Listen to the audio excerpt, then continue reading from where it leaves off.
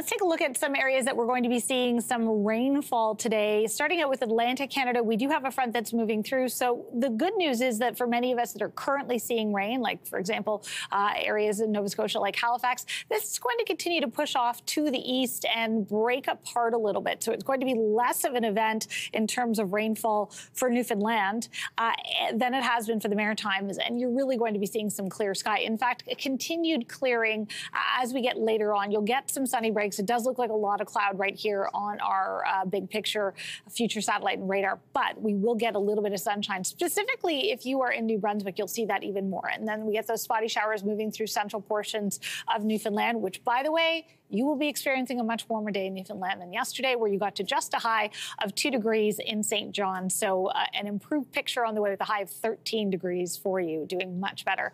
As we get into this evening, we do see a reignition of some showers and potentially a little bit of convective activity, some storms potentially for the Gaspé Peninsula, extending up towards northern Quebec into parts of Labrador, sweeping through Cape Breton as we get into the morning. But tomorrow is looking like a good day, and tomorrow is the warmer day, I would say, of the next little while for the Maritimes. We get some clearing later on, a little bit more sunshine late in the day and clear skies for the evening. It's as we get into tomorrow that we might be dealing with a little bit more cloud cover for those of us in Newfoundland. And then for Wednesday, that's when we get the next round of rain, which is what's really on the way for those of us in Ontario a little bit earlier, and Quebec. We're looking at the big picture here for Ontario and Quebec. We do see a fair bit of clearing. Lots of sunshine on the way for us in the central portion of the country.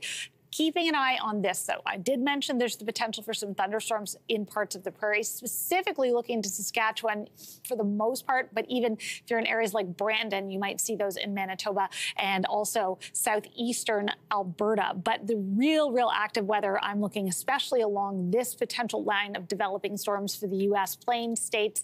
This is going to be a big day for active weather in the U.S., so especially if you have any travel to do, you want to check ahead. But we're eyeing these storms for potentially severe weather. You see that moving in through the overnight period again, still through the Great Lakes. So we do have that activity in the cards for those of us, though not as severe, if we're in areas adjacent to Lake Superior and extending through the Nickel Belt in southern Ontario. So during the day tomorrow, we'll get a little bit more cloud cover building into southern Ontario, northern Ontario from ahead of this frontal system. And that is in ahead of some potential storms, non-severe in nature, very likely, as we get into the overnight period Tuesday into Wednesday before we get a little bit more clearing again for Wednesday. So temperature-wise, doing quite nicely for Ontario and Quebec. We do see temperatures in and around the 20-degree mark today, tomorrow, and even potentially warmer for Wednesday. Look at that, 26 degrees for Windsor on Wednesday, 23 for Thursday. We do have some rain ongoing for parts of Alberta and Saskatchewan.